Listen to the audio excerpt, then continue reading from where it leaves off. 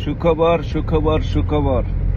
বাইরে TikTok, Facebook সব জায়গার ভিতরে সুখবর। দুবাইয়ের ভিসা খুলছে ভাই।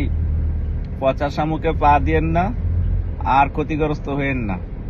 যত দালালরা আছে এই খবরে বলতেছে সুখবর সুখবর, দুবাই ভিসা খুলে দিছে, কিন্তু ভিসা ভাই খুলে নাই। যখন খুলবে তখন আপনারা জানতে পারবেন, আর আমারে নক করেন, আমি আপনাদের রিয়েল নিউজটা দিতে পারবো। তারপরও দালাল থেকে দূরে থাকুন, 100 হাত দূরে থাকুন।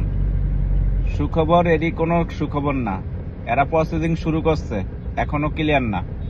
যদি দুবাই গভর্নমেন্ট ভিসা দেয় তাহলে আপনারা সবাই শুনতে পারবেন, কিন্তু দালাল চক্রের কাছে এখনো কোনো ধরনের লেনদেন করবেন না।